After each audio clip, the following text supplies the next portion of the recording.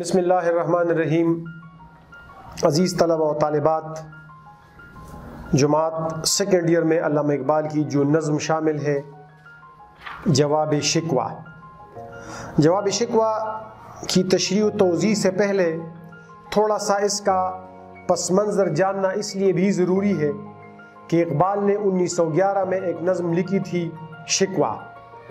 شکوہ میں علامہ اقبال نے مسلمانوں کی جو آہوازاریاں تھی، مسلمانوں کے اندر جو مایوسی تھی، مسلمانوں کے اندر جو ایک لحاظ سے اللہ تعالیٰ سے گلہ کرنے کا رجحان پایا جاتا تھا، علامہ اقبال نے وہ تمام چیزیں اٹھا کے اللہ تعالیٰ کے سامنے رکھ دی۔ اس وقت بر صغیر کے مسلمانوں کے علاوہ دنیا بھر کے مسلمان کفار کے نرغے میں تھے۔ انگریزوں نے انہیں مختلف ٹکڑوں میں تقسیم کیا تھا، ہر جگہ مسلمان ذلیل اور خوار ہو رہے تھے۔ اس وجہ سے علامہ اقبال نے مسلمانوں کے اندر پائی جانے والی بے چینی کو اٹھا کے اللہ تعالیٰ کے سامنے رکھ دیا۔ لیکن یہ انتہائی عجیب بات ہے، حیران کر دینے والی بات ہے کہ دراصل علامہ اقبال شکوہ نہیں لکھنا چاہتے تھے، علامہ اقبال جواب شکوہ لکھنا چاہتے تھے اور اللہ تعالیٰ کا پیغام ان بکھرے ہوئے مسلمانوں کو اور ان بھٹکے ہوئے مسلمانوں کے سامنے رکھنا چاہتے تھے۔ لیکن اس کے لیے طریقہ انہوں نے کون سا اپنایا؟ اس کے لیے اقبال نے جو طریقہ اپنایا وہ بڑا عجیب و غریب تھا۔ جس طرح کوئی جرگے کے لیے جاتا ہے تو پہلے جس نے ظلم کیا ہے ان کو پوچھتے ہیں، ان سے پوچھتے ہیں کہ بھئی آپ بتائیں آپ کے مطالبات کیا ہے، تو وہ کہتے ہیں یہ ظلم ہوا، وہ ظلم ہوا، ہمارے ساتھ یہ کیا گیا، وہ کیا گیا، تب ہم نے انہیں قتل کرنے یا انتہائی قدم اٹھانے پہ ہم مجبور ہو گئے۔ پھر دوسرے فریق کے پاس جاتے ہیں اور ان سے پوچھا جاتا ہے کہ تم نے اس طرح یہ کام کیوں کیا، آپ نے اس طرح کا یہ کام کیوں کیا، تو پھر وہ بتا دیتے ہیں کہ میرے ساتھ یہ ظلم ہوا ہے، میرے ساتھ یہ ظلم ہوا ہے، میرے ساتھ یہ ظلم ہوا ہے۔ تو دراصل علامہ اقبال نے مسلمانوں کے درمیان اور اللہ تعالیٰ کے درمیان ایک پل کا کام کیا، ایک میسنجر کا کام کیا علامہ اقبال نے۔ ویسے بھی علامہ اقبال نے شاعری کو جزوی پیغمبری قرار دیا ہے کہ یہ شاعری بھی پیغمبری کا ایک جز ہے۔ تو علامہ اقبال دراصل جواب شکوہ لکھنا چاہتے تھے، لیکن اس کے لیے انہوں نے پہلے شکوہ لکھی، کیونکہ شکوہ میں بر صغیر کے مسلمانوں کے دلوں میں جو غبار جمع ہوا تھا، گلوں کا جو ایک طوفان مچا ہوا تھا، وہ سارا کا سارا طوفان اور وہ سارا کا سارا علامہ اقبال نے باہر نکالا۔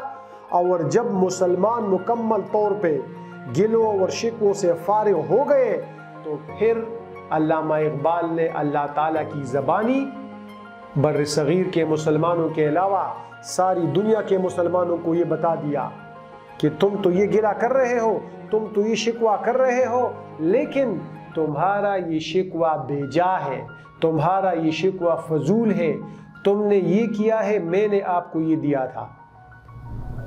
تم یہ کہتے ہو کہ ہم نے یہ کیا ہے، وہ تو آباد ہے تمہارے ہی، مگر تم کیا ہو؟ تم نے کون سا تیر مارا ہے؟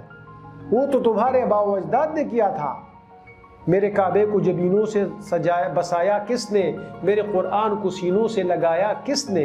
کس نے؟ وہ تم نے لگایا تھا۔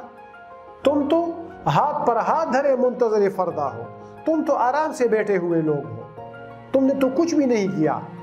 اگر کوئی کارنامہ کسی نے سر انجام دیا ہے تو وہ تمہارے آباء و اجداد تھے۔ تم نے کوئی تیر نہیں مارا، تم نے کوئی اس طرح کا کام نہیں کیا، یہ کام تمہارے آباء و اجداد نے کیا تھا۔ اب اگر تم اس طرح کا کوئی کارنامہ کرو گے تو پھر کیا ہو جائے گا؟ تم میں حوروں کا کوئی چاہنے والا ہی نہیں، جلوہ طور تو موجود ہے موسیٰ ہی نہیں۔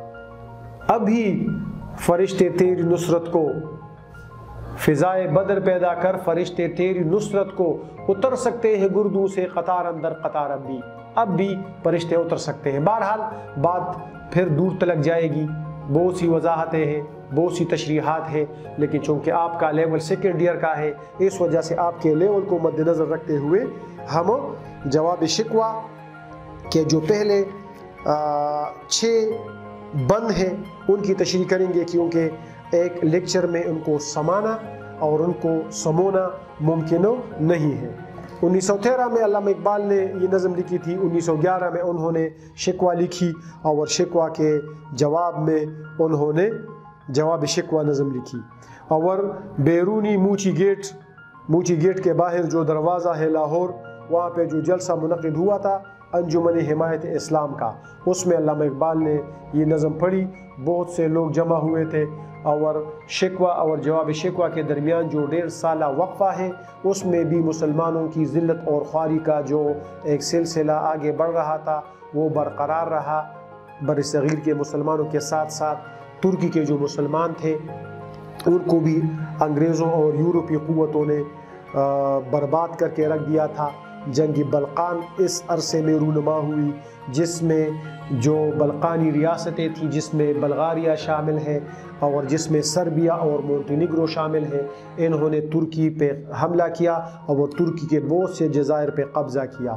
اس کے ساتھ ساتھ کانپور جو ہندوستان کا ایک شہر ہے، وہاں پہ رستے کو سیدھا کرنے کے لیے یا سڑک بنانے کے لیے انگریزوں اور ہندو نے مل کر ایک مسجد کو شہید کیا۔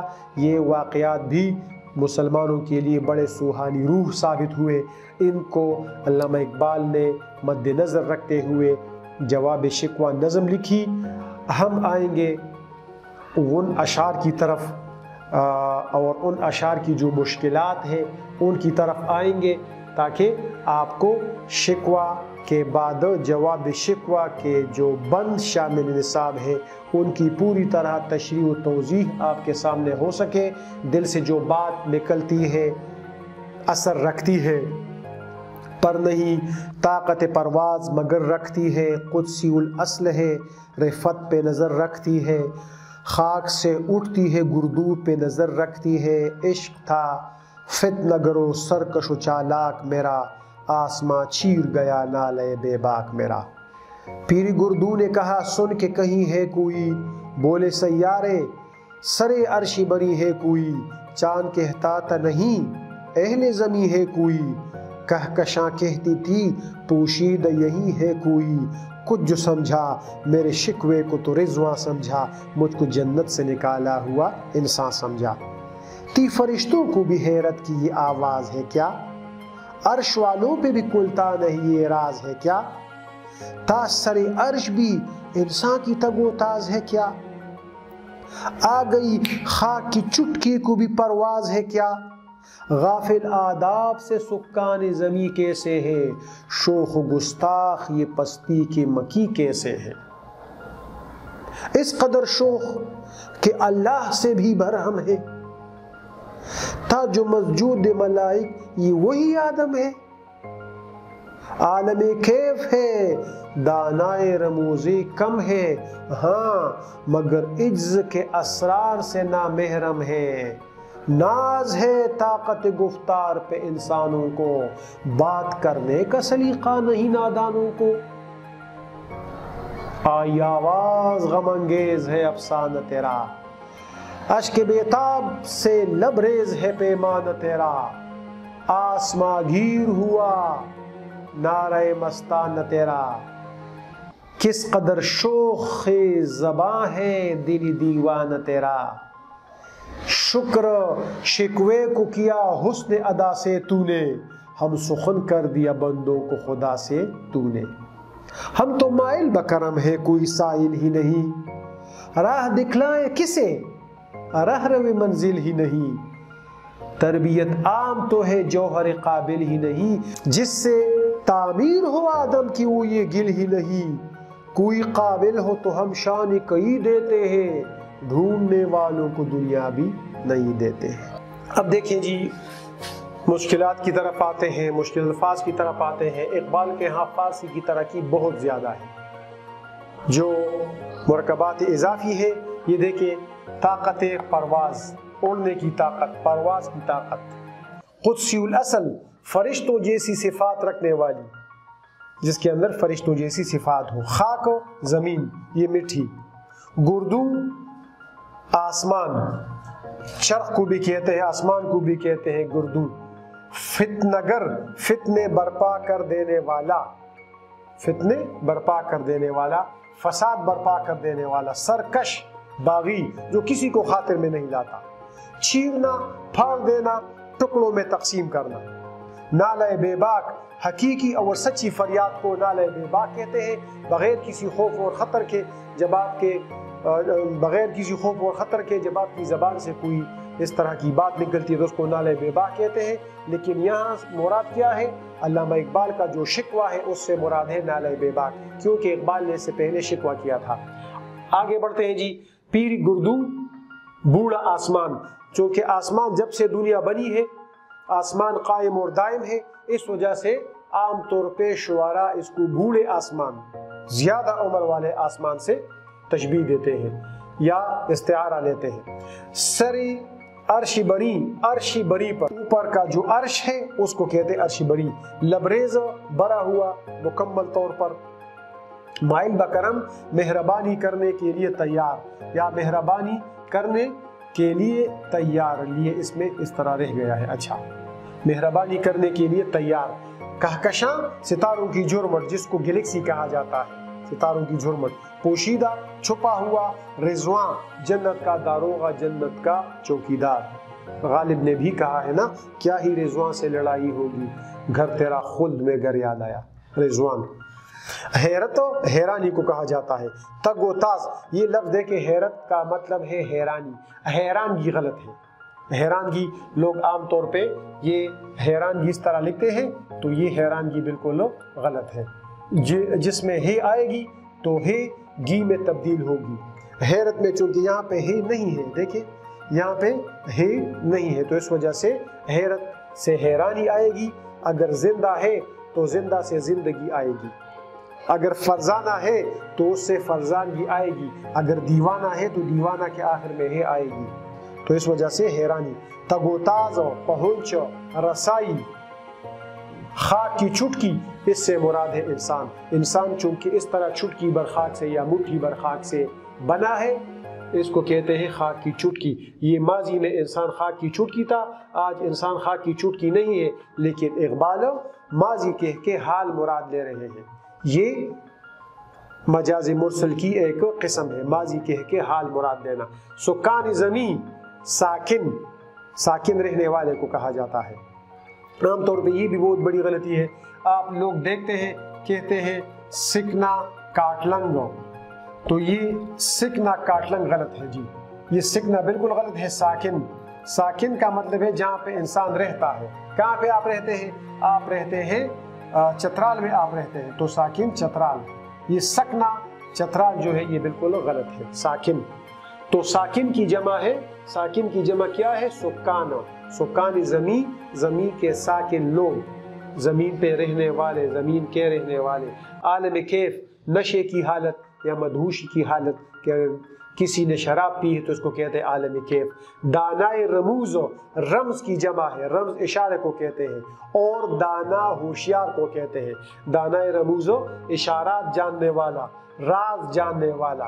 عجز، عجز کمزوری کو کہتے ہیں، عجز، عاجز، کمزوری. آسما گیر، آسما کو اپنی لپیٹ میں لے لینا، آسمان کو اپنی لپیٹ میں لے لینا، آسمان پہ پھیل جانا. حسن ادا، پیار بھرا انداز، خوبصورت انداز. گل مٹی کو کہا جاتا ہے، یاد رکھیں، اور اگر اس پہ پیش آ جائے تو گل، گل کو کہا جاتا ہے. یہ زیر زبر پیش بھی، یہ اعراب بھی معنویت کو تبدیل کر لیتے ہیں. اور آخر میں انتہائی اہم لفظ ہم نے لکھا ہے، جگہ کی کمی بھی ہے، لیکن شان کئی، کئی کا مطلب مینی نہیں ہے، مینی بہت سے. کئی ایران کے مشہور بادشاہوں کا ایک سلسلہ ہے جس میں کے کاؤس، کے کیبات جیسی شخصیتیں گزری ہیں.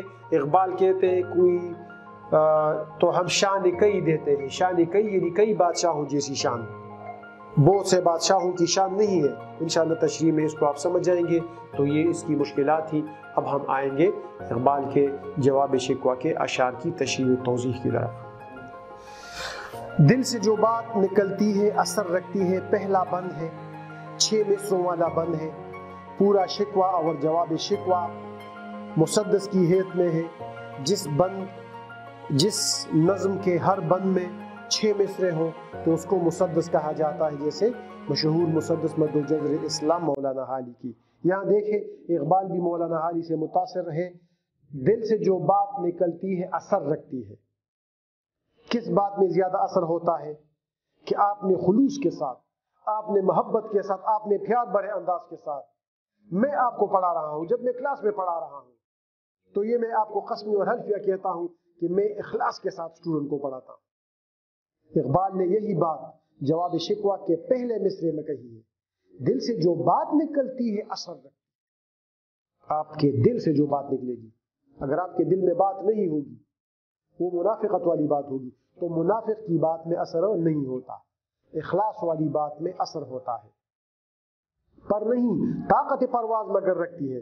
اقبال کہتے ہیں کہ اس بات کے پر نہیں ہوتے کہ یہاں سے اڑ کے کہیں اور چلی جائے اور وہاں پہ لوگوں کو متاثر کرے، لیکن اس بات میں اتنا اثر ہوتا ہے، اس میں اتنی جاذبیت ہوتی ہے، اس میں اتنی کشش ہوتی ہے کہ ایک کے دل سے نکلتی ہے، ایک کے ہونٹوں سے نکلتی ہے اور دوسرے جتنے سننے والے ہیں ان کے دل میں بیٹھ جاتی ہے۔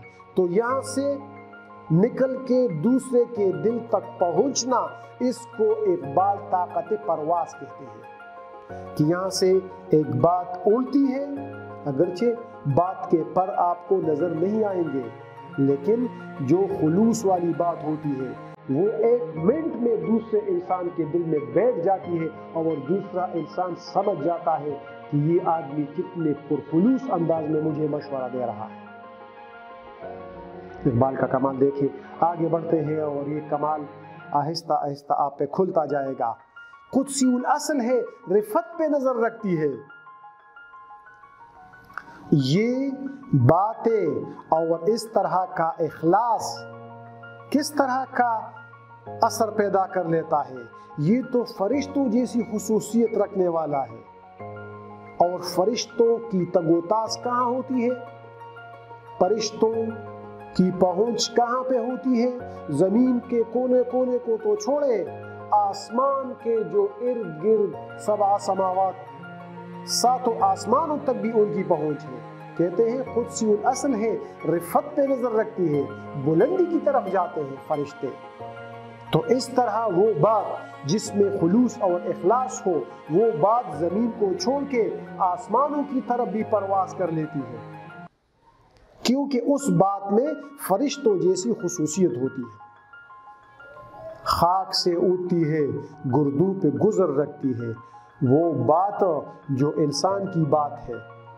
یہاں پہ اقبال شکوہ کی بات کر رہے ہیں کہ میں نے جو باتیں شکوہ میں کی تھی، وہ باتیں کہاں پہنچ گئی؟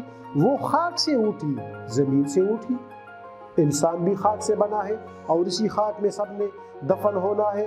خاک سے اٹھی ہے، لیکن وہ بات کہاں تک پہنچ جاتی ہے؟ جس میں خلوص ہو، جس میں اخلاص ہو، وہ آسمانوں کو لپیٹ میں لے لیتی ہے، گردوں پہ گزر رکھتی ہے، ان کی پہنچ آسمانوں تک جاتی ہے، ان کی صدا آسمانوں کو بھی جھنجھوڑ کے رکھ دیتا ہے۔ اس وجہ سے عشق تھا فتنہ گر و سرکش و چالاک میرا اللہ تعالیٰ سے جو عشق ہے، میرے اپنے رب کے ساتھ جو محبت ہے، وہ کس طرح کا عشق ہے؟ وہ اس طرح کا عشق ہے کہ میں نے بڑے خلوص، بڑے چاہ، بڑے مان اور بڑے پیار سے اپنے رب سے شکوہ کیا تھا۔ پشتوں میں کہتے ہیں نا، گیلے دخپلوں نے کی گی، اپنوں سے ہی شکوے ہوتے ہیں۔ تو میں اپنے رب کو اپنا سمجھتا ہوں، اس وجہ سے انما اشکو بسی و حزنی الا اللہ، میں اپنے علم کی اور اپنی فریاد کس کے سامنے رکھوں گا؟ میں اپنے غم و علم کی فریاد اللہ تعالیٰ سے کروں گا۔ کون سا در جاؤں گا؟ کون سے در پہ جائیں گے؟ کون سا در کٹکھٹائیں گے؟ کون سا سننے والا ہے؟ کہتے ہیں عشق تھا فتنہ گرو سرکش و چالاک میرا، میرا جو عشق تھا اس نے فتنے برپا کر دیے، اس نے ارد گرد کے لوگوں میں ہلچل مچا دی۔ بہت سے مولوی میرے خلاف اٹھے، بہت سے کمیونسٹ میرے خلاف اٹھے، بہت سے ایتھیسٹ میرے خلاف اٹھے، بہت سے ارد گرد کی دوسری طاغوتی قوتیں میرے خلاف اکٹھے ہوئی اور مجھ پہ فتویٰ لگا دیے اور مجھ پہ طرح طرح کے فتوے لگا دیے۔ لیکن ایسا سرکش اور ایسا چالاک اور ایسا باغی تھا کہ اس نے کیا کیا، میں نے جو بات کی تھی اس میں لوگوں نے بغاوت کی بو لوگوں نے محسوس کی۔ کسی نے مجھے کیا نام دیا، کسی نے مجھے کیا نام دیا، کسی نے مجھ پہ کون کیا ٹپا لگا دیا، کسی نے میرے خلاف کون سا فتویٰ جاری کیا۔ آسماں چیر گیا نعرہ بے باک میرا، جو میں نے بے باک اور میں نے ایک نعرہ مستانہ لگایا تھا اپنے رب سے، میں نے شکوہ کیا تھا کہ آپ نے میرے ساتھ یہ کیا ہے، میں نے یہ کیا ہے، میرے باوالداد نے یہ کیا ہے، تمہاری مہربانیاں ہیں، رحمتیں ہیں تیری اغیار کے کاشانوں پر، آپ تو یہود اور نصارہ کو نواز رہے ہیں، برق گرتی ہے تو بیچارے مسلمانوں پر، جہاں پہ بھی دنیا میں مسلمان ہیں ذلیل و خوار ہو رہے ہیں، کیا تیرے نام پہ مرنے کی اوس خواری ہے؟ ہم اس طرح کے مسلمان ہیں، ہم آپ کے نام کا جھنڈا لے کے اٹھے ہیں، لیکن آپ ہمیں کیوں ذلیل و خوار کر رہے ہیں؟ دیکھیں یہ میرا رب ہے۔ لیکن جب اقبال نے یہ باتیں کی، ارد گرد کے سارے جو بیچارے 2 رکعت کے امام تھے وہ سارے کے سارے اقبال کے خلاف اٹھے۔ کسی نے کیا کہا، کسی نے کیا کہا، اقبال اب ان کے منہ پہ تمانچے مار رہے ہیں، اقبال ایک ایک کر کے ان کو لتاڑ رہے ہیں، اقبال ایک ایک کر کے ان اعتراضات کے جوابات دے رہے ہیں اسی جواب شکوہ۔ آسماں چیر گیا نعرہ بے باک میرا، دنیا والوں نے تو مجھ پہ فتوے لگا دیے، لیکن میرا جو نعرہ بے باک تھا اس نے آسمان کو بھی چیر پال ڈالا اور وہ اوپر پہنچ گیا۔ جب وہ نالا اوپر پہنچ گیا، اگلے بند میں دیکھتے ہیں کہ وہ نالا وہاں پہ کیا کرتا ہے، وہ شکوہ وہاں پہ کیا کرتا ہے۔ پیر گردو نے کہا سن کے کہیں ہے کوئی، بوئے آسمان نے کہا کہ بھئی یہ کون ہے جو اس طرح کی بات کر رہا ہے، جو اس طرح کے گستاخانہ انداز میں، جو اس طرح کے باغی انداز میں گلے شکوے کر رہا ہے۔ بوڑھے آسمان نے کہا، جس طرح گھر میں کسی کونے قدرے میں کسی قوم میں کوئی بوڑھا ہوتا ہے نا، وہ کہتے ہیں یہ کون ہے جو اس طرح بول رہا ہے۔ بولے سیارے، اب آہستہ آہستہ دیکھیں اقبال کی سائنسی اپروچ دیکھیں، اس کو کہتے ہیں شاعری۔ ادھر ادھر کے دوسرے لوگ بھی شاعری کر رہے ہیں۔ بولے سیارے، سیاروں نے کہا سر عرش بری ہے کوئی، سیارے تو چونکہ عرش سے نیچے ہوتے ہیں، ارد گرد پھر رہے ہوتے ہیں، انہیں نہیں، ہمیں پتہ نہیں ہے جی، یہ تو کوئی عرش کے اوپر سے بول رہا ہے، ہمیں اس کے بارے میں پتہ نہیں ہے۔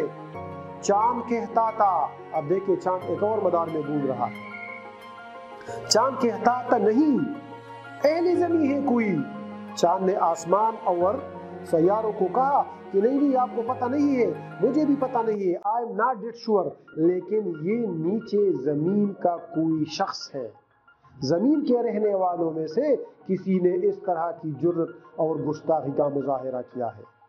کہکشاں کہتی تھی پوشید یہی ہے کوئی، کہکشاں نے ان کو چپ کرایا اور ان کو کہا کہ نہیں یہ تو ارد گرد ہم اس کو محسوس کر رہے ہیں، ارد گرد سے یہ صدائیں آ رہی ہیں، زمین والوں میں سے کوئی اس طرح کی گستاخی نہیں کر سکتا، یہ تو ہم میں سے کوئی ادھر ادھر موجود ہے، لیکن ہمیں پتہ نہیں ہے کہ اصل میں وہ کون ہے جو اس طرح کی زبان میں اللہ تعالیٰ سے مخاطب ہے۔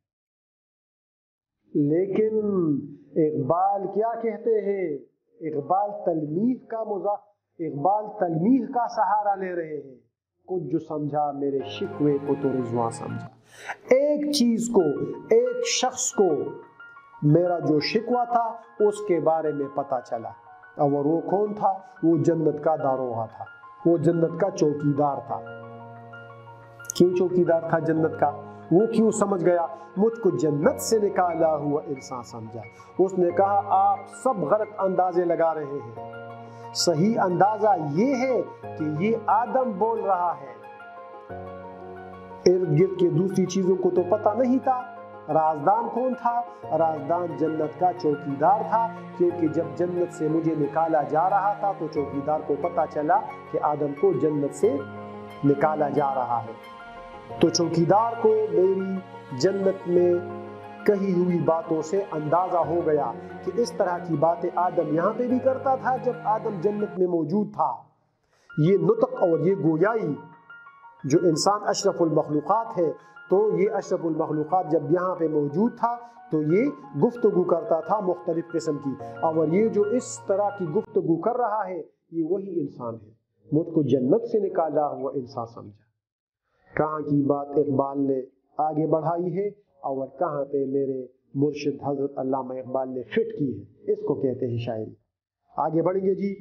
تھی فرشتوں کو بھی حیرت، اب بات ستاروں اور سیاروں سے آگے بڑھ کے فرشتوں تک جا رہی۔ فرشتے بھی حیرت میں ایک دوسرے سے پوچھ رہے تھے کہ یہ آواز ہے کیا، یہ کیسی آواز ہے، تذبذب کا شکار تھے، ایک دوسرے سے پوچھ رہے تھے، ایک دوسرے سے استفسار کر رہے تھے۔ عرش والوں پہ بھی کلتا نہیں یہ راز ہے کیا۔ عرش والے کون سے ہیں؟ فرشتے عرش پہ رہتے ہیں، اپنی اپنی ڈیوٹی کر رہے ہیں، وہ کہتے ہیں کہ ہمیں بھی پتہ نہیں ہے کہ یہ کیا راز ہے، اس میں کون سا راز پوشیدہ ہے جو اس طرح کے گلے شکوے ایک شخص کر رہا ہے اور اللہ تعالیٰ سے ہم کلام ہے۔ اس راز سے فرشتے جیسی نورانی مخلوق بھی آگاہ نہیں تھی۔ تھا سر عرش بھی انسان کی تگ و تاز ہے کیا۔ حیرت ہے جی ہمیں کہ یہ انسان جو زمین پہ رہتا تھا، جو زمین پہ رہائش پذیر ہے، اب بھی نیچے زندگی گزار رہے ہیں، کیا انسان کی پہنچ عرش تک بھی ہو گئی ہے؟ انسان کے ہاتھ اب عرش کو بھی چھونے لگے ہیں۔ تا سر عرش بھی انسان کی تگ و تاز ہے کیا؟ کیا انسان کی رسائی عرش تک بھی ہو گئی ہے؟ ہم تو یہ سمجھ رہے تھے کہ وہ دنیا میں جہاں کہیں چاہے جا سکتا ہے، لیکن حیرت کی بات ہے کہ وہ انسان دنیا کو چھوڑ کے اب عرش کو بھی چھو رہا ہے، عرش کو بھی اپنی لپیٹ میں لے رہا ہے۔ آ گئی خاک کی چٹکی کو بھی پرواز ہے کیا۔ انتہائی حیرت اور حقارت کی بات کر رہے ہیں فرشتے کہ یہ انسان جو اتنی چھوٹی سی خاک، چٹکی اس کو کہتے ہیں، اتنی مشت اور چٹکی بر خاک سے یہ جو انسان بنا ہے، اس کی یہ حقیقت ہے، انسان کا پس منظر یہ ہے۔ تو کیا یہ اتنی حقیر سی چیز اور اتنی حقیر سی مخلوق کیا ہے، پرواز کر رہا ہے، بلندی میں اٹھ اٹھ کے اڑ اڑ کے ہم تک پہنچ گیا ہے، عرش کو چھو رہا ہے۔ یہ انتہائی حیرت کی بات تھی۔ غافل آداب سے سکان زمیں کیسے ہیں، فرشتے ایک دوسرے کے ساتھ گفتگو کر رہے ہیں اور علامہ اقبال کا شکوہ ڈسکس کر رہے ہیں۔ ڈسکشن میں انہوں نے انسان کو چٹکی بر خاک کہا ہے اور ان کے پرواز پہ حیرت زدہ ہے سارے فرشتے کہ یہ عرش تک پہنچ گئے ہیں۔ غافل آداب سے سکان زمیں کیسے ہے، اور آخر میں ایک دوسرے کو کہہ رہے ہیں کہ یہ دیکھو، یہ عجیب و غریب قسم کی مخلوق ہے، یہ انسان عجیب و غریب قسم کے لوگ ہیں، یہ زمین کے رہنے والے، یہ پستی کے رہنے والے آداب سے بھی واقف نہیں ہے کہ بات کس طرح کی جاتی ہے، بزرگوں سے کس طرح ہم کلام ہونا چاہیے، اللہ تعالیٰ کے سامنے کس طرح آداب کے ساتھ اور بالکل خشوع خضوع کے ساتھ کھڑا ہو کے اپنا مقدمہ پیش کرنا چاہیے۔ یہ عجیب و غریب قسم کی بات ہے کہ ان کو میں آنکھ کے ڈال کے کہہ رہے ہیں اور اس طرح ہاتھ اٹھا اٹھا کے کہہ رہے ہیں۔ غافل آداب سے سکان زمیں کیسے ہیں، شوخ گستاخ یہ پستی کے مکی کیسے ہیں۔ یہ پستی کے مکی تو بڑے عجیب و غریب ہیں۔ ہمیں تو اس انسان سے اس طرح کی توقع نہیں تھی کہ یہ شوخی اور گستاخی میں تمام حدیں پار کریں گے اور ہمارے رب سے اس طرح کی گفتگو کریں گے۔ فرشتے یہ ایک دوسرے کے ساتھ باتیں کر رہے تھے، شوخ و گستاخی پستی کے مکی کیسے ہیں۔ ہمیں توقع نہیں تھی کہ یہ حقیر انسان اس طرح بڑھا چڑھا کے اپنی باتوں کو اللہ تعالیٰ کے سامنے رکھے گا، یہ حقیر انسان اس طرح کے لب و لہجے میں اللہ تعالیٰ کے سامنے ہم کلام ہوگا۔ نہیں یار، یہ تو عجیب و غریب قسم کی مخلوق ہے، یہ اتنے گرے ہوئے لوگ، یہ پستی میں رہنے والے لوگ، اور تیل دیکھو اور تیل کی دھار دیکھو، اتنی حقیر مخلوق کو دیکھے اور انسان کی بھڑکے دیکھے، انسان کے شکوے دیکھے، انسان کی باتیں دیکھے، یہ بڑی حیرت میں مبتلا کر دینے والی صورتحال تھی۔ آگے بڑھیں گے جی۔ فرشتے یہ ڈسکشن ختم نہیں کر رہے ہیں، اگلے بند میں بھی انسان کے بارے میں کہہ رہے ہیں، اس قدر شوق کہ اللہ سے بھی برہم ہے۔ یہ عجیب و غریب مخلوق جو اپنے آپ کو انسان کہتی ہے، یہ اس قدر شوق اور چنچل اور شریر ہو گئے ہیں کہ استغفر اللہ، یہ تو اللہ تعالیٰ سے بھی برہم نظر آ رہے ہیں، یہ تو اللہ تعالیٰ سے بھی خفا ہیں۔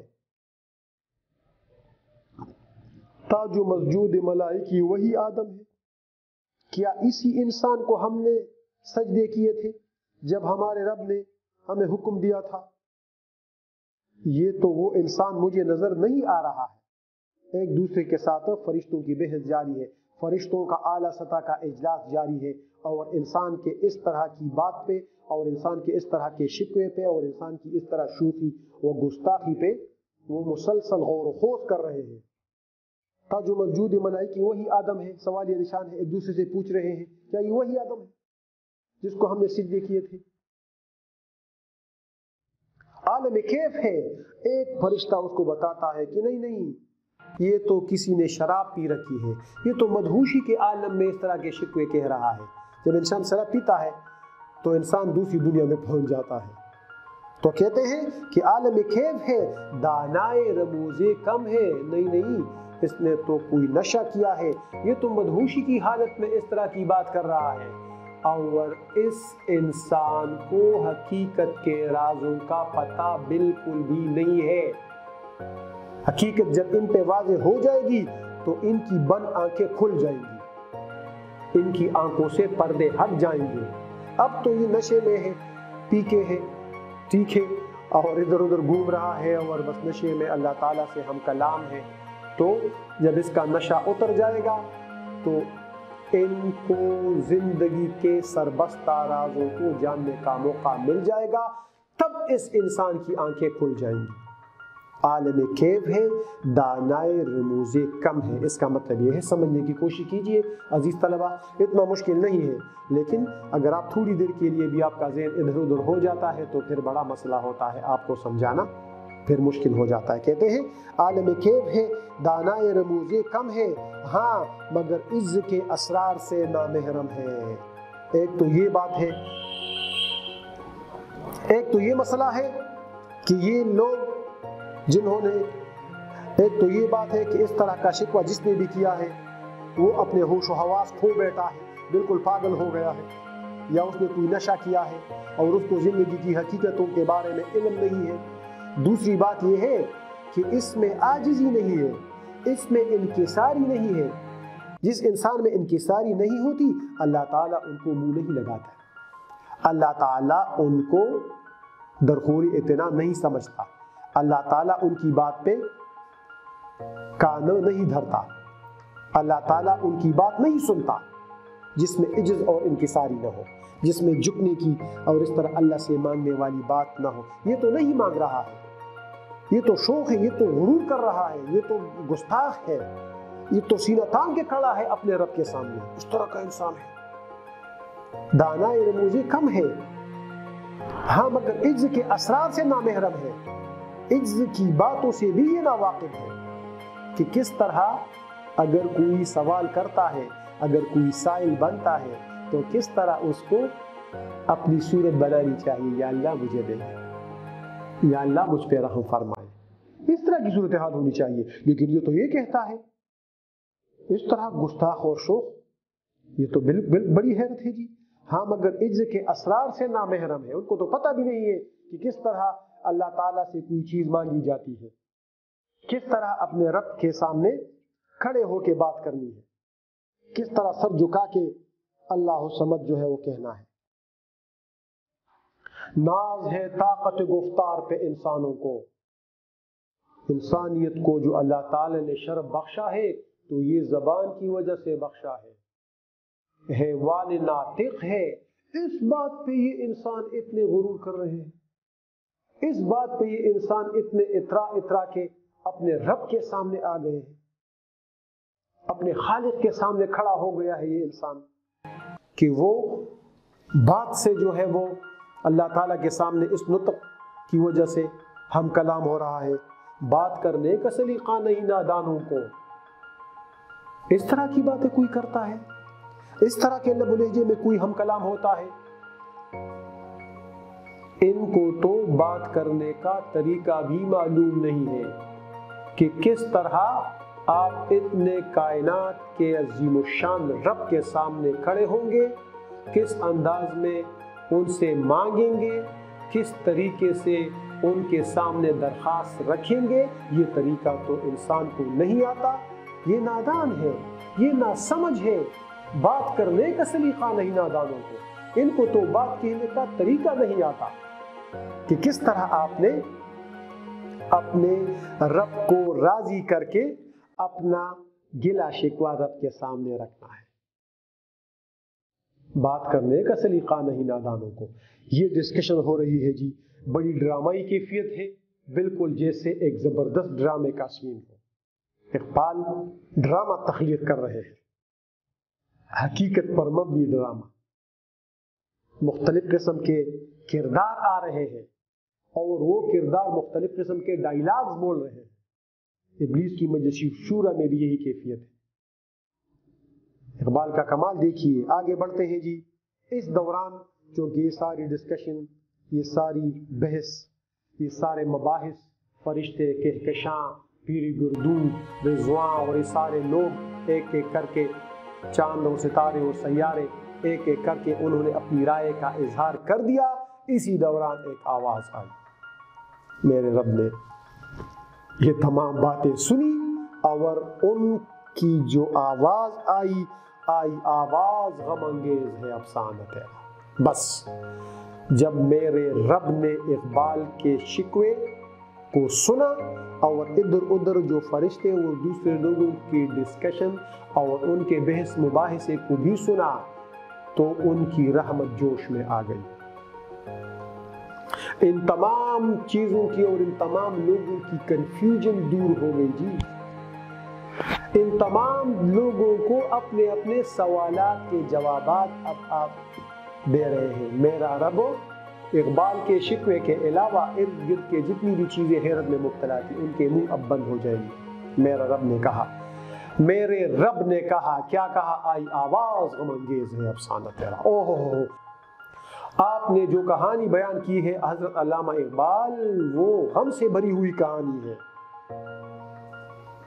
اشک بےتاب سے لبریز ہے پیمانہ تیرا، اور آپ کا جو پیمانہ ہے، آپ کا جو برتن ہے، آپ کی جو پیالی ہے، آپ کے پاس جو گلاس ہے، آپ کے پاس جو جام ہے، وہ ان اشکوں سے بھرا ہوا ہے اور اب وہ مکمل طور پہ بھرا ہوا ہے۔ پختو کے وہی پموگو باندھ اوری لبریز، وہ کیا کہہ رہے ہیں جی؟ اشک بےتاب سے لبریز ہے پیمانہ تیرا، اور آپ کے دل کا جو پیمانہ ہے اس میں آپ کے آنسو گر گر گر گر کے اب اس میں مزید گنجائش نہیں ہے۔ آسماگیر ہوا نعرہ مستانہ تیرا، آپ نے جو صدائے حق لگائی تھی اللہ اکبر،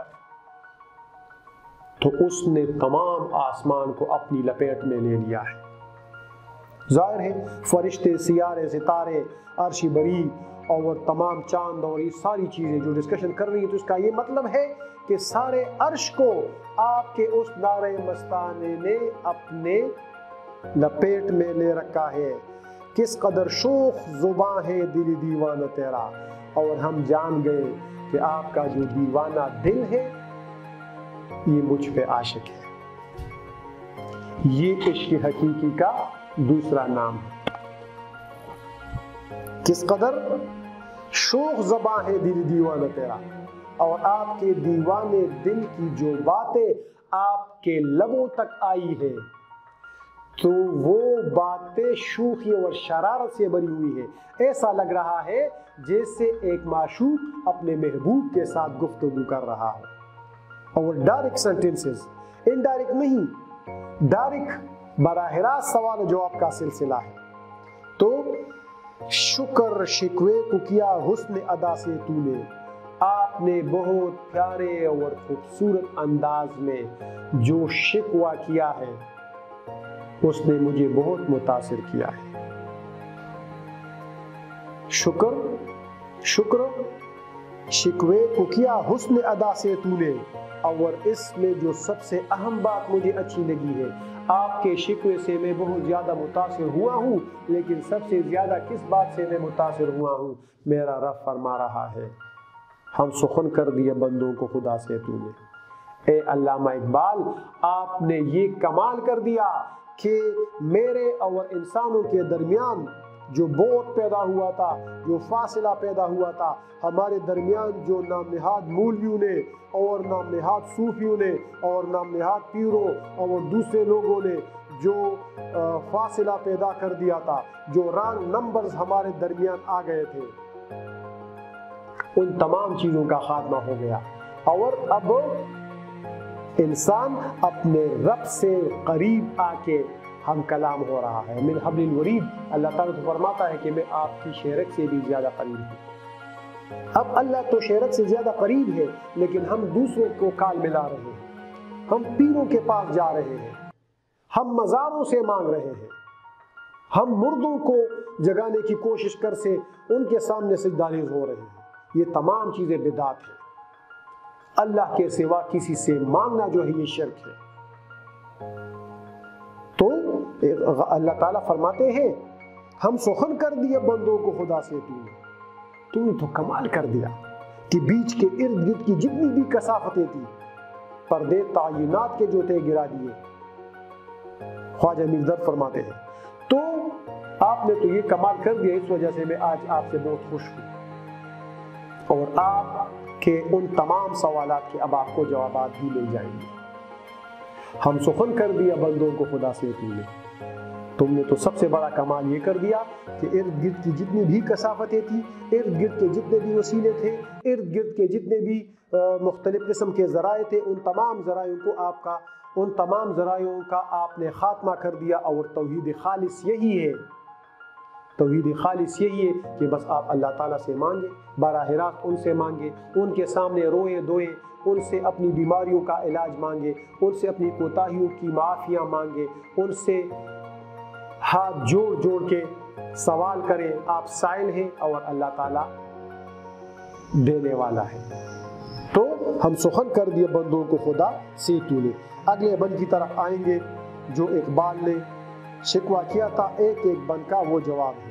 होना ये चाहिए था कि शिकवा और जवाब शिकवा दोनों इस किताब में शामिल होते और एक का फिर जवाब यहाँ पे दिया जाता, लेकिन बहरहाल किताब वालों की भी, निसाब वालों की भी अजीब मंतक है कि शिकवा का तो नाम और निशान कहीं दूर दूर तक नहीं है और जवाब शिकवा ऊपर से उन्होंने शामिल कर दिया है। बहरहाल हम तो माइल बकरम है, कोई साइल ही नहीं। इकबाल ने शिकवा किया था अल्लाह ताला से कि हम आपसे मांग रहे हैं और आप नहीं दे रहे हैं, उसका जवाब अल्लाह ताला दे रहे हैं। हम तो माइल बकरम है, हम तो कर्म करने के लिए तैयार बैठे हैं, हम तो कर्म करने पे, हम तो मेहरबानी करने पे तुले बैठे हैं, लेकिन हमसे मांगने वाला कोई नहीं है, कोई साइल नहीं है। जाहिर है जब कोई मांगेगा तो हम देंगे ना, जब आप नहीं मांग रहे हैं तो जो नहीं मांगता फिर उनको तो मैं नहीं देता। राह दिखलाए किसे राह रवी मंजिल ही नहीं। तमाम लोग, मैं हर उस शख्स की रहनुमाई करना चाहता हूं जो मंजिल की तलाश में घर से निकलते हैं। जब वो मंजिल की तलाश में एक कदम आगे बढ़ाएंगे तो मैं उनके लिए रास्ते खोल दूंगा और मैं उनको मंजिल मकसूद पर पहुंचा दूंगा।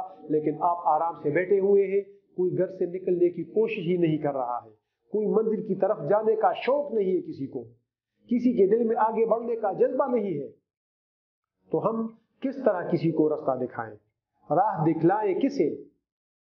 राह रवी मंजिल ही नहीं। कोई मंजिल की तरफ जाने के लिए तैयार नहीं है, कोई मंजिल की तरफ उठने वाला नहीं है, कोई बुलंदी की तरफ जाना नहीं चाहता, तो हम किसको रास्ता दिखाएं? राह दिखलाए किसे राह रवी मंजिल ही नहीं। तो जो मंजिल की तरफ उठेंगे, जो मंजिल की तरफ आगे जाएंगे, हम उनके लिए सहूलतें فراہم کریں گے، ہم ان کے لیے ان کے راستے کی مشکلات کو آسان بنائیں گے، لیکن اگر کوئی کوشش نہیں کرے گا تو کس طرح ان کی مدد کی جا سکتی ہے؟ اگلے شعر کی طرف آئیں گے۔ تربیت عام تو ہے جوہر قابل ہی نہیں، یہ بہت اہم ہے، یہ بہت عام ہے۔ تربیت عام تو ہے، عام تربیت ہو رہی ہے ہمارے اسکولوں میں، ہمارے کالجوں میں، ہماری یونیورسٹیوں میں، ہمارے مدرسوں میں کس طرح کی تربیت ہو رہی ہے؟ ہم ایسے لوگوں کو تیار کر رہے ہیں جو نوکری کو ترجیح دیتے ہیں۔ اکبر آبادی نے کہا تھا، کیا کہیں احباب کیا کارے نمایاں کر گئے، BA کیا نوکر ہوئے، پینشن ملی اور مر گئے۔ اسی سوچ کو علامہ اقبال نے نہیں بلکہ جواب شکوہ میں اللہ تعالیٰ اس کو علامہ اقبال کو کہہ رہے ہیں، کیا کہہ رہے ہیں؟ تربیت عام تو ہے، عام لوگوں کی تربیت تو ہو رہی ہے، عام مسلمانوں کی تربیت تو ہو رہی ہے، لیکن وہ مسلمان اسلام کے لیے مدینے کی ریاست قائم کرنے کی بجائے، بھائی چارہ قائم کرنے کی بجائے، ملاوٹ دھوکہ دہی سے پاک معاشرہ قائم کرنے کی بجائے ایک دوسرے کو لتاڑ رہے ہیں، ایک دوسرے کا گلا کاٹ رہے ہیں۔ یہ تربیت ہے اور یہ ہماری تعلیم ہے۔ اقبال نے کہا تھا، ہم تو سمجھے تھے کہ لائے گی فراغت تعلیم، کیا خبر تھی کہ چلا آئے گا الہاد بھی ساتھ۔ یہ تو تباہی و بربادی لا رہی ہے۔ ہمارے یونیورسٹیاں اور ہمارے کالجز پڑھے لکھے بیوقوفوں کی ایک فوج تیار کر رہی ہے جو صرف اور صرف پیسہ بٹورنے کے لیے، مسلمان کا مال اور مسلمان کا خون دوسرے مسلمان پر حرام ہے، میرے نبی نے فرمایا ہے، کلیئر کٹ حدیث شریف ہے جی۔ لیکن یہاں پہ ایک مسلمان، ایک پاکستانی مسلمان دوسرے پاکستانی مسلمان سے زبردستی اور دھوکہ دہی سے مال بٹور کے خوش ہو رہا ہے اور کہہ رہے ہیں کہ آج میں نے چانس مارا ہے، آج میں نے ان کو ٹانکا کیا ہے، آج میں نے ان کو توت پہ چڑھا دیا ہے۔ یہ آپ کا یہ مسلمان ہے جسے دیکھ کے شرمائے یہود، تم مسلمان ہو، یہ انداز مسلمانی ہے۔ کہتے ہیں تربیت عام تو ہے جوہر قابل ہی نہیں، اس طرح کی تربیت میں کسی جوہر قابل کا پیدا ہونا بہت مشکل ہے۔ خوشحال بابا نے کہا ہے، جو دانہ قدریو لال پکی پیدا کا، جو دانہ قدریو لال پکی پیدا کا، نور جہان واڑ دتور کانو غر دے۔ یہ سارے کے سارے پہاڑ ہیں، پتھروں کے پہاڑ ہیں، ارد گرد کھانے پینے والے پہاڑ ہیں، دوسروں سے مال بٹورنے والے پہاڑ ہیں، بینک بیلنس بڑھانے والے اور شہرت اور اس طرح دولت بٹورنے والے لوگ ہیں۔ جوہر قابل ان میں کوئی بھی نہیں ہے، کیونکہ اگر ان میں کوئی جوہر قابل ہوتا تو صورتحال یہ نہ ہوتی۔ جس سے تعمیر ہو آدم کی وہ یہ گل ہی نہیں، جس آدم کو ہم نے بنایا تھا اور جس مٹی سے ہم نے بنایا تھا، وہ آدم اب اس آدم کا یہاں پہ اب وجود نہیں ہے، یہ وہ مٹی ہی نہیں ہے۔ یہاں پہ مٹی سے مراد ہمارا ماحول ہے۔ آپ ہمارے ماحول کو دیکھیں، کس طرح کا ماحول ہے، ایک دوسرے کے دشمن ہیں، ایک دوسرے کو گالیاں دے رہے ہیں، ایک دوسرے کی غیبت کر رہے ہیں، ایک دوسرے کو دھوکہ دے کے خوش ہو رہے ہیں، ملاوٹ کر کے دوسرے مسلمان پہ 2 نمبر اور 3 نمبر مال بیچ کے ہم بغلے بجا رہے ہیں کہ ہم نے بہت اچھا کیا اور میرے پاس اتنے پیسے آ گئے اور اتنے آ گئے اور اتنے ہو گئے، گن گن کے ہم پیسوں کو رکھ رہے ہیں۔ دوسرے مسلمانوں کا حرام اور حلال کی تمیز ختم ہو گئی ہے۔ کہتے ہیں جس سے تعمیر ہو آدم کی وہ یہ گل ہی نہیں۔ اس طرح کی صورتحال میں اس مٹی سے، جس مٹی سے ہم نے آدم کو بنایا تھا وہ اور طرح کی مٹی تھی۔ اب یہ جو مٹی ہے جس سے لوگ پیدا ہو رہے ہیں، یہ آدم پیدا نہیں ہو رہے ہیں، یہ وحشی درندے پیدا ہو رہے ہیں۔ جس سے تعمیر ہو آدم کی وہ یہ گل ہی نہیں۔ اور جب یہ صورتحال ہے، لیکن دوسری طرح کی صورتحال بھی واضح کر رہے ہیں، کوئی قابل ہو تو ہم شان کئی دیتے ہیں۔ آپ مسلمانوں میں سے اگر کوئی قابل آ جائے اور کوئی اسلام کے سنہرے اصولوں پہ کاربند ہو جائے، کوئی میرے نبی کے طریقوں پہ چلنے پہ آمادہ ہو جائے، سنت پہ عمل پیرا ہو جائے، تو ان کے ساتھ ہم کیا کر دیتے ہیں؟ یہ علامہ اقبال کی خودی کا تیسرا درجہ ہے اور وہ درجہ ہے نیابت الہی۔ تو اللہ تعالیٰ پھر اپنے مقرب بندوں کو اور اپنے قریبی بندوں کو خلافت عطا کر دیتا ہے، جس طرح انہوں نے عمر کو عطا کیا تھا، جس طرح عمر بن عبدالعزیز کو عطا کیا تھا، جس طرح انہوں نے عثمان غازی کو عطا کیا تھا، جس طرح انہوں نے ارطغرل کو عطا کیا تھا۔ کوئی قابل ہو تو ہم شان کئی دیتے ہیں۔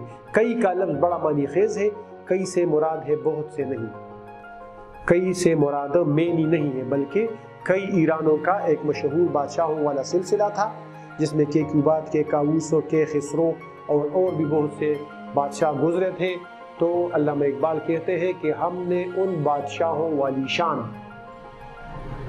اس مسلمان کو دینی ہے، ان جیسی شان و شوکت، ان جیسا روب و دبدبا آپ کو ملے گا، اور پھر ڈھونڈنے والوں کو دنیا بھی نہیں دیتے ہیں۔ یہاں پہ اشارہ کولمبس کی طرف ہے کہ کولمبس امریکہ، کولمبس نے دریافت کیا تھا، کولمبس ہندوستان کو دریافت کرنے کے لیے نکلا تھا، دن رات محنت کر رہا تھا۔ کولمبس مسلمان نہیں تھا، لیکن دیکھیں اقبال جدوجہد کے شاعر ہیں، اقبال عمل کے شاعر ہیں، اور جتنی بھی تاریخ میں بڑے بڑے لوگ گزرے ہیں ان سب نے محنت اور جدوجہد پہ اپنے آپ کو آگے بڑھایا ہے۔ اقبال کہتے ہیں، اللہ تعالیٰ کہتے ہیں کہ ڈھونڈنے والوں کو دنیا بھی نہیں دیتے ہیں۔ نئی دنیا سے مراد امریکہ ہے کہ کولمبس تو ہندوستان کو دریافت کرنے کے لیے نکلا تھا، دن رات سفر کر رہا تھا، مہینوں اور سالوں تک آگے بڑھ رہا تھا۔ جب اس کی کشتی لنگر انداز ہوئی تو اس نے امریکہ دریافت کر لیا، وہ امریکہ پہنچ گیا۔ ایک نئی دنیا تھی، نئی طرح کے لوگ تھے، نئی طرح کی صورتحال تھی۔ کولمبس حیران ہوا، حیرت سے ان کی آنکھیں کھلی کی کھلی رہ گئی۔ تو اللہ تعالیٰ کہتے ہیں کہ اگر آپ محنت کریں گے، آپ آگے بڑھیں گے، تو آپ کو نہ صرف کئی بادشاہوں والی شان ملے گی، آپ کے پاس روب و دبدبا بھی ہوگا، آپ کے پاس علم و طبلہ بھی ہوگا، بلکہ آپ کو ہم نئی نئی دنیایں فتح کرنے کا موقع فراہم کریں گے۔ لیکن اس کے لیے شرط کون سی ہے؟ اس کے لیے شرط محنت ہے۔ آپ آرام سے بیٹھے ہوئے ہیں کہ بھئی ہم محنت نہ کریں، اور صبح جب ہم اٹھے تو ہمارے ارد گرد دولت کے انبار بھی ہوں، ہمارے سر پہ خوش قسمتی کا تاج بھی رکھا جائے، یہ ممکن نہیں ہے۔ کوئی قابل ہو تو ہم شان کئی دیتے ہیں، ڈھونڈنے والوں کو دنیا بھی نہیں دیتے ہیں۔ آپ سب کا بہت بہت شکریہ۔ انشاءاللہ تعالی باقی جواب شکوہ اگلے لیکچر میں ہوگا۔ آپ دونوں کو سنیں، آپ دونوں کو پڑھیں، آپ دونوں کو سماعت فرمائیں اور آپ دونوں کو دیکھیں۔ انشاءاللہ تعالی ہماری کوشش یہ ہے کہ جواب شکوہ کے جو باقی بند ہیں ان کی بھی آسان زبان میں تشریح اور توضیح اور ان کا جو تاریخی پس منظر ہے وہ آپ کے سامنے کھلی کتاب کی طرح رکھیں۔ آپ تہذیب ادب کے ساتھ رہیے۔ انشاءاللہ تعالی تہذیب ادب آپ کے لیے اسی طرح کی سہولتیں لائے گا، اسی طرح کی آسانیاں لائے گا۔ اللہ تعالی آپ سب کا حامی ناصر ہو۔ بہت بہت شکریہ۔